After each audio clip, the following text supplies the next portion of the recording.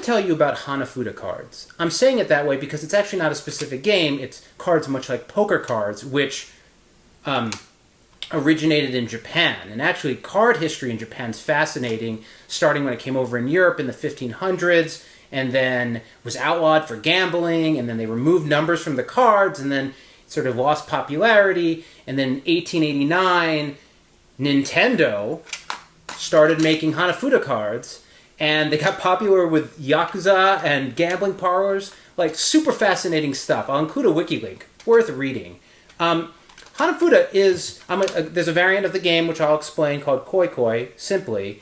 But basically, I think they are really interesting in how they're different shapes of cards, they're different material than you're used to in cards, and they have a totally different suit system.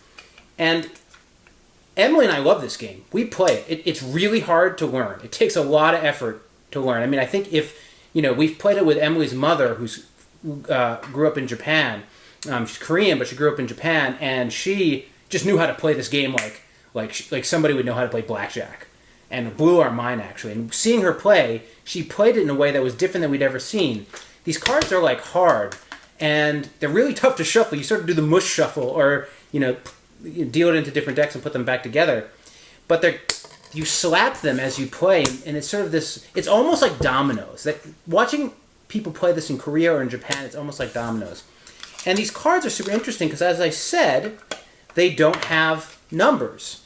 Nor it really suits, but there are 48 cards, and they're based on each month of the year in the associated flower. So there's a January, February, March, April, to December. And each month has 4 cards, and there's a series.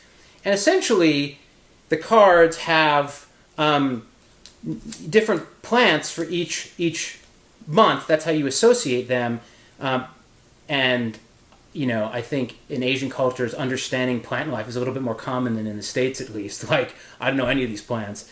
And then some of them have creatures on them, and some of them have flags and other little things to be used as sort of elements to scoring. And so basically what this game is, it's a trick-taking game where players have hands, and then there's essentially a flop. There's 8 cards that are put in the center. And what you do is if you play from your hand a card which is from the same month of the year as another card in the field, you get to take those cards, and you flip over another card, and when it flips, if it makes a match, you get that as well. So essentially, you're making matches between players and scoring points. The reason this game, that part's easy.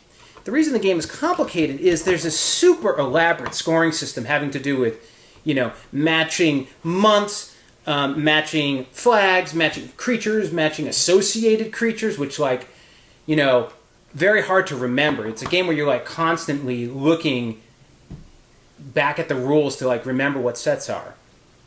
We struggled with it a lot. We ended up getting the Nintendo one, which you can get from the Nintendo Club store. And actually, if you look, there's a ton of themed ones. We really enjoyed these, You have all the different Nintendo characters in here.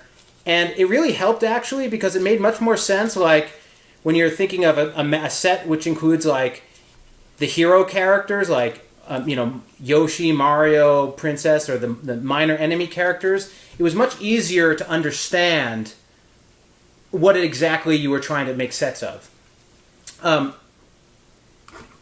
It's super addictive. It does have that gambling element in the sense of you're scoring points and you can double down. It's just a super interesting set of cards. I think you should check it out, especially if you're a game designer. Wrapping your head around 12 suits instead of 4 suits and 48 cards to 52, and just the different approach is fascinating. I was a Japanese studies major in college. I mean, I really studied Japan, and seeing card games, this is centuries old, right? Playing a card game and understanding something that's been around forever, as long as, chess, Go, checkers, these ancient games, I think is worth the effort. You're not going to pick this up and start playing it immediately. Watch a how to play video, read, get a version. There's like Hello Kitty versions. There's a lot of super cute versions of this that'll help bridge the gap. But once you know how to play, you can play it a lot. And then if you ever happen to be around some, relatives or friends from Asia, there's a good chance it's very popular in Korea and in Japan and to some degree China. And Hawaii, it's popular in Hawaii. So you might find somebody who played this every weekend for a really long time. Check it out. Not for everybody, but really interesting to learn about and play and just grok. Thanks.